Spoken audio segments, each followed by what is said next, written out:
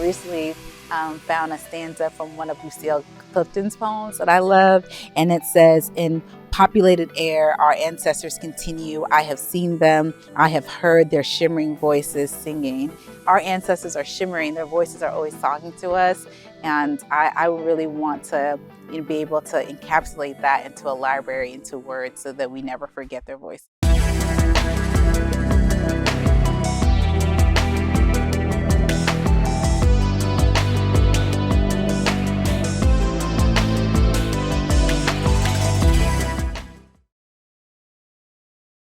Hi, my name is Glory. I'm the founder of Well Read Black Girl.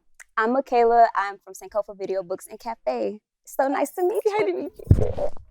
Hey, girl. Hey, girl. So my first question for you is, what inspired you to begin your work at Sankofa? Not working for white people. But that's the truth. I used to work at a shoe store. I won't say their names, and it was just a very it was an experience, and I feel like it was very degrading. And I used to frequent Sankofa all the time, and then one day someone told me they were hiring. I was like, let me go, and I need to be a part of this. It's right across the street from Howard University. That's where I was going at the time, and it just seemed like a really good fit. It's a no-brainer, and I was able to express my reason for leaving my previous jobs to the co-owners, and they really, I think they were a little bit inspired by what I told them. I kind of went into some details of my experience working at that shoe store, the degrading part of it, and how it affected Black people. Yeah. You don't think something like that would affect Black people, but it did on a large scale for me, in my view. Yeah. So I told them about my experience. They were like, sure, come on board and help sell books to Black people, help liberate Black people. Well, I love Sankofa, and I also went to Howard, so I'm very familiar with it. HU forever. And I mean, Sankofa is like a historical space institution. So what would you say is the meaning of Sankofa? So Sankofa is actually, when you see the symbol, it's a bird and it's looking back. It's an Adinkra symbol, and Adinkra symbols come from the Akan people of West Africa. And they speak tree. That's one of the languages they speak. So Sankofa is a tree word, and it means to go back and fetch it. Now, oftentimes you see the bird, okay, it's looking back, but sometimes you will see that it's holding an egg. And for us, that egg represents history. So what happens if you clutch an egg too tight? Yeah, it'll break. Yep. So if we hold our history too tight and we just rest on it and don't actually create anything that's not helping us move forward into the future. And if we hold it too loosely, then it's gonna drop. Yep. So the egg represents us treating history as something to build on, and as something to remember and to take in to move forward into the future. That's what Sankofa means. We're going back to fetch it so that we can continue to move forward like the bird. Oh, that's so beautiful. Do you feel like when you're selling books, you're embodying Sankofa? Absolutely. Because it's not just about the selling of the books. We sell books by and about people of African descent, but not all books that are by and about people of African descent, because we have to be very discerning on what we're feeding the community. Because when you're reading, you're actually feeding yourself. Yeah. Though that information you're receiving goes into your memory banks and it controls your actions. Yeah. So it's very important what we do. And not only do we sell books, we also host events. And those events are curated. Like, we take into account how what we're presenting into the community is going to affect them. Yeah. I think another thing that I love about going into Sankofa is not only is it a community space, but it feels like a historical institution. Like, you're walking into this beautiful museum and you can see the videos, you can see the books, you can see how just like culture over time evolves and really holds people accountable. I love that word, accountable. Yeah. Yes, we're accountable to the community, and the community is accountable to us. Yeah. So I want to get to you. Who or what inspired you to begin Well Read Black Girl? Well, in the same way, it was about seeking out history. It was about seeking out friendships with people. I really wanted to build and just make room for other Black writers to expand their work and to feel uplifted. I felt like there wasn't a space in publishing for Black writers, especially emerging writers. So initially when I started, it was all about focusing and uplifting debut writers. So if it was your first book, I was going to be your cheerleader and I was going to help you just like feel welcomed and embraced. Mm-hmm. And as it's evolved, it has now become a festival and a podcast. I've written books. It's been such a labor of love and community. And I could not do it without like the support and love of folks that show up, come to the events, come to the bookstores. It feels like we're just doing an exchange of just like helping each other be uplifted and love each other. And how did that start for you? Like you said, you didn't think there was a place for us or a place wasn't created for us, but when did you come to that realization? In a lot of ways, I feel like I'm trying to replicate my Howard experience for the whole world. Once I stepped onto that campus, I felt seen, I felt appreciated, I wasn't tokenized, and I really felt like I could do anything. I decided to move into the publishing industry, but had I been in finance or gone into the medical field, I would have felt fully equipped to take on the world because my classes, my professors, they always modeled what it means to be free and to be authentic and really show up as your fullest self, and also to advocate for Black liberation. And so when I entered publishing, I felt like that same kind of just that same kind of urgency to make sure that Black people could do all the things they wanted to do, and they could do it without feeling the tension of the white gaze. It's all about like, we can do things independently. We can be so proud and so open and loving. And we don't need the validation of other people to do the work that we want to do. Absolutely. Yeah. In your experience, what challenges does the publishing and industry present for Black authors? There's so many things. I think the thing that I'm always challenged by is the lack of visibility and the lack of appreciation for great Black work. There's always this kind of sense that, there's not enough qualified writers, or the quality isn't there, and I think that's completely ridiculous. Like, we have so many people that are talented and more than willing to put forth their work, but there seems to be a lack of resources and a lack of funding. So I feel like I'm trying my best to advocate for people to like get their work out there and to be seen by editors, to be seen by the general public, of just like showing the breadth and the value of Black work, and also understanding that we're not a monolith. Like, there's so much diversity when it comes to the Black diaspora, from the American South to West Africa. It's just expansive, and we need to have all those viewpoints and all those perspectives. So I'm trying my best. Sometimes I don't always get it right, but I do try my best to advocate for all types of work and all types of people. And that comes with, folks who are non-binary, the queer community, making it intergenerational. That's super important to me. Whether you're 19 or 50, you'll be able to come into my community and read and just like be yourself. So as a Black-owned business, what threat does the decreasing number of Black-owned bookstores present to the Black community?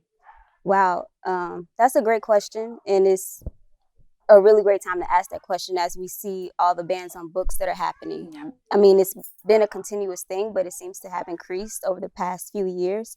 We see in Florida how they don't even want us to teach AP Black history, which is insane. It's absolutely insane, but it's a very clear marker to the direction which we're going.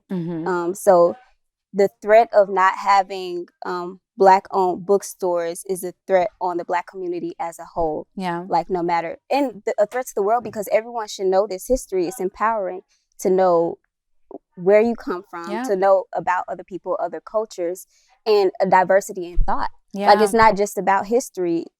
People have different ways of resisting. Yep. People have different ways of learning, different cultures. So when you take that away, you're threatening humanity. Yeah, it's a global issue. And I like to add to that, not only is it dangerous because of the lack of diversity in thought, but financially. Yeah. Like, independent Black bookstores support independent Black presses. Yeah. They support warehouses that purchase those books. Yeah. We support independent authors as well, people who might not be able to get their books published in a big publishing house. Yeah. So it's definitely a trickle-down effect that's dangerous. Yeah. And for readers too, like it feels different when I'm walking into a Sankofa compared to a Barnes and Noble. I know the cafe person, I know the booksellers. There's an actual relationship in the community that is transformative.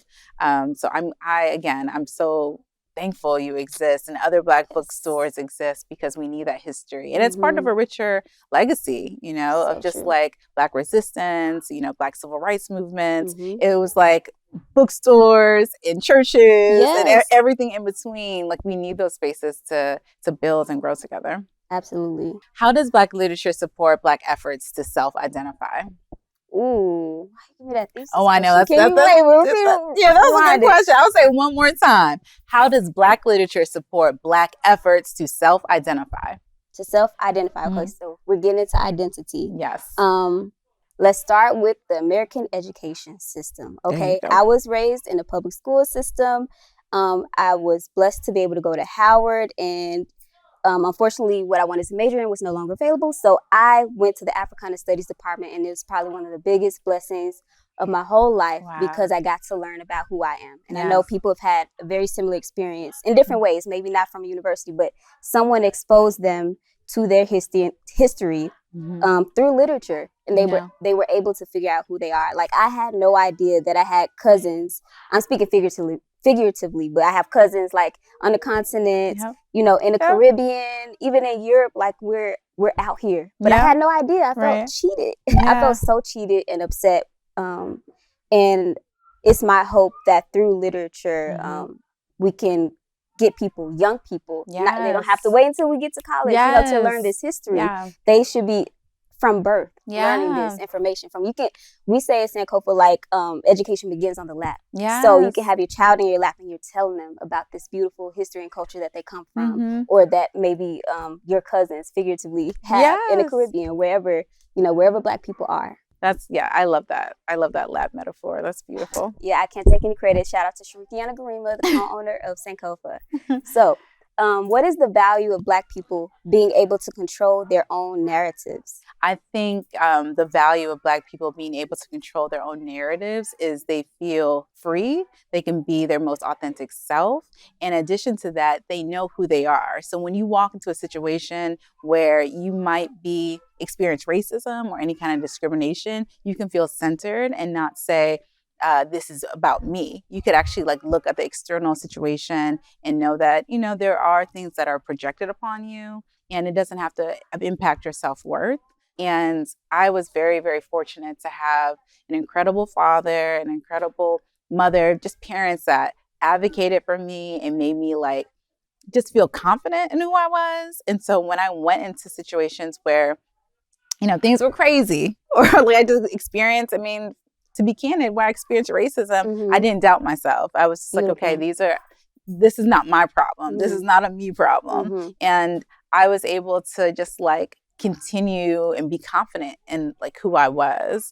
And I think that's another reason why it's so important to, like you said earlier, to teach young people very early on, like who they are, like read them the stories. I can recall very clearly the first time I read the narrative of Frederick Douglass, you know, the autobiography of Maya Angelou.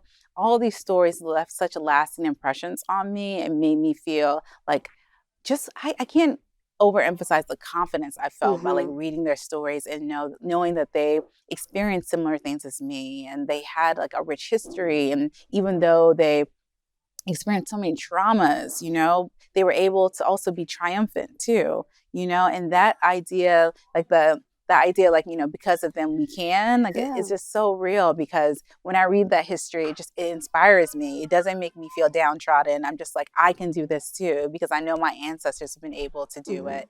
And reading their poetry and their essays and just like going through the archive, all of it inspires me. It makes me want to like be a greater person, be a greater model for young people, especially. So, you know, the whole mission behind Well Read Black Girl is to read and reflect on the works of Black women writers.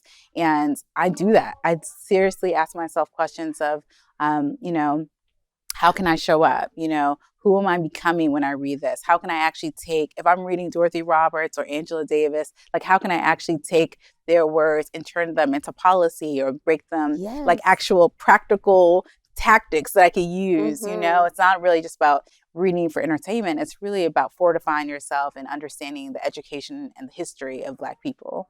So I think it's really, all of it's valuable. And, you know, you can pull so much from books and you can embody it, but how do you show up in the world after you read? How do you actualize it? How do you move forward? Yes. Like you said, Kofa Bird, after you reach back. Exactly. You know, it's all a beautiful process, and it's all a practice, you know, like we actually have to put these things into practice and live our lives as as you said, fully actualized people, and, you know, resist and protest and do all the things that we need to become just a better world, you know? It's like it's necessary. As we can see with everything happening in the political landscape, it is so, so necessary for us to advocate for ourselves.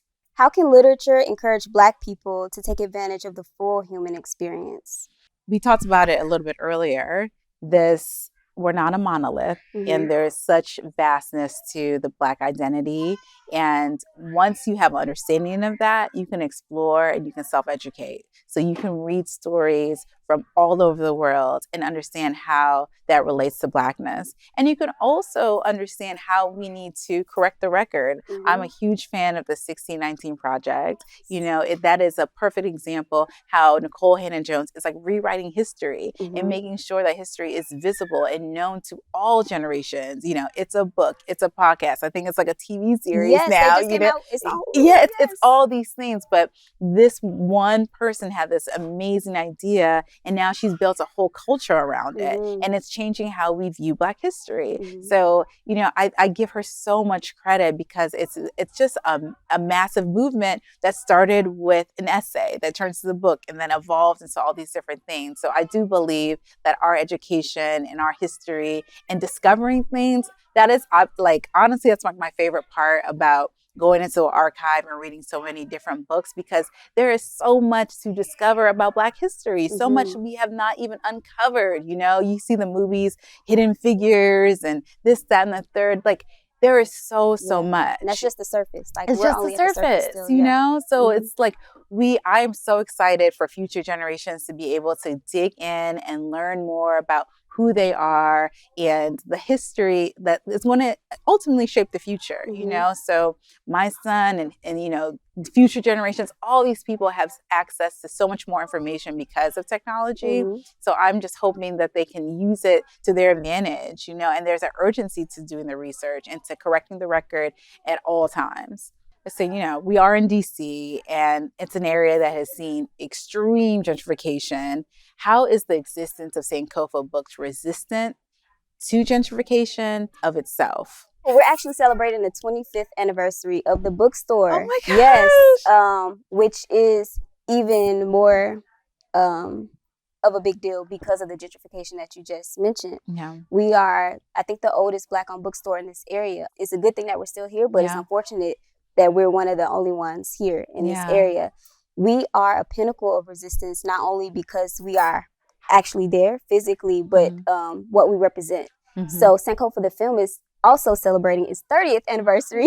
And the whole reason they bought the space to begin with was because they needed a place to distribute their movie when they brought it out, because no one would touch it. Wow. No one would touch it. So they weren't going to just be like, oh, well, you know, they're the type of people who are like, okay, we're just going to have to figure it out how to do it ourselves. And that's even more powerful because you have control when you do that. So to me, it's a symbol of control over our trajectory, where we're going. Over our narratives. Yes. Oh, absolutely. When you think about the film and thinking about the types of books that we carry. So it's very symbolic. We are the example. The owners are the example of what it means to be self-determining. Haile and Sharik and Salome Garima, R.I.P. She recently passed away. I have to mention her because she's integral. And they were a trio, and she continues to inspire us. They had the seed. They had the knowledge to really do the work and to make sure that they influenced their family, the community around them. That's a perfect example of how we're all connected. It's like, it's such a beautiful thing what Haile and Sharikiana have done. You know, they have just like left a formidable legacy. They've allowed us to see our best selves, you know, and I can't believe it's going on 25 years. It's 25 years. So look forward to different celebrations that we'll be having. Yeah, that's going to be a lot of fun. Yeah. You mentioned Black girl joy and stuff a lot. I heard you say Black boy joy earlier. Mm-hmm. How can the pursuit of joy be a form of Black resistance? Yes, I'm so glad you asked that because there tends to be a lot of focus on our trauma. And the reality is, we have just as much triumph and joy and celebration of our lives and our histories. And that is just as important. We can't just focus on the things that have been done against us. Like we also need to have joy as a form of resistance, as a form of hope, rest. This idea of embarking on radical rest and just being kind to yourself. Because capitalism and so many other forms of white supremacy want to see us downtrodden. They want to see us, just in labor and not in love.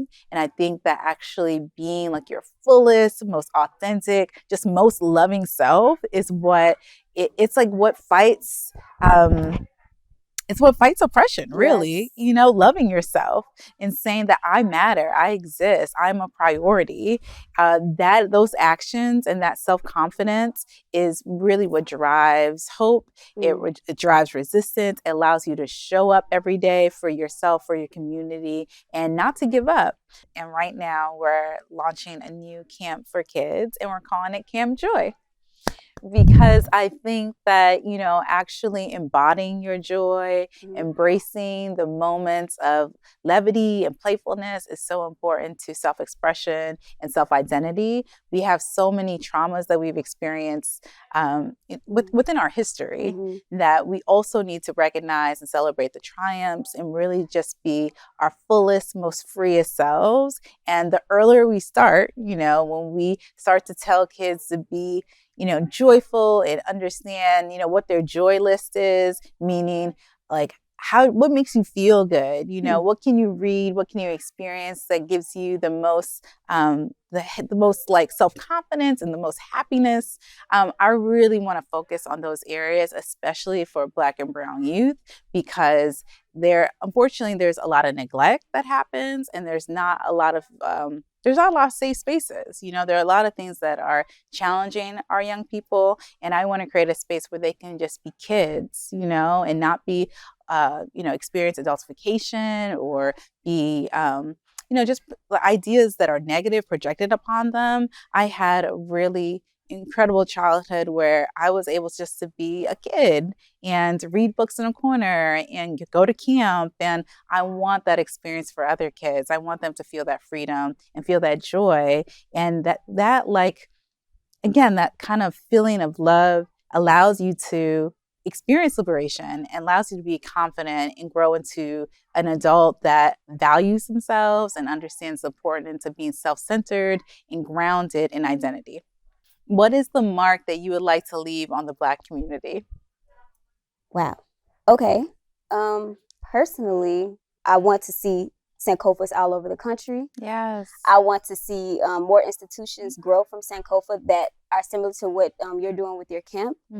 I just want us to project ourselves into the future and help as many people as we can to see themselves as full human beings first off, because I mean, going back to the thing of entering a space and having to feel like you got a code switch or be on alert. You shouldn't have to do that. You should be able to roam the world freely without thinking about your safety first. So I guess that would be my mark, is just doing the best I can and helping Sankofa be the biggest and best it can too. Oh my goodness. I love that. I absolutely love that. What is the mark that you would like to leave on the Black community? I think the mark that I would love to leave is a library, just a beautiful library that we could always turn to when we think about our inheritance, when we think about our gifts, the love that we have for each other. I would like the Well-Read Black Girl Library to be just expansive and beautiful. And I have been fortunate to read so many incredible authors that inspire me, from Lucille Clifton to Alice Walker, Toni Morrison. I think of their legacies and I cannot even compete, right? I just want to pay tribute and pay homage to their work and allow us to know that their impact will never be forgotten. And we will continue adding more voices to that canon, and we will redefine what it means to be well read. This is Black History Month, and I recently found a stanza from one of Lucille Clifton's poems that I love. And it says, "In populated air, our ancestors continue. I have seen them. I have heard their shimmering voices singing." And when I think of the word shimmer, I just like, it gives me like a chill, because I just think of the healing and the love and just like the joy. Like, our ancestors are shimmering. Their voices are always talking to us. And I really want to be able to encapsulate that into a library, into words, so that we never forget their voices. So I guess my last question for you would be, what does Black resistance mean to you? To me, resistance is the ability to analyze the situation you're in. Yeah. And figure out what's best for you, what's best for yourself, your community. Resistance is having access to the full human experience, like I mentioned before. We should be able to have our own institutions at the very least. We should have full access to our culture, to the knowledge that our ancestors possessed. Yeah. We should be able to teach our children what they need to survive and to thrive. We should be able to look at our loved ones and fully express what they mean to us. That's also part of resistance, being able to really connect with someone, make a full connection. Because if you're only looking at it as an individual, you're not really going anywhere. You need a community. Yeah. So to me, resistance is being able to have a community, being able to decide your future, being able to teach what that future looks like. Oh my goodness.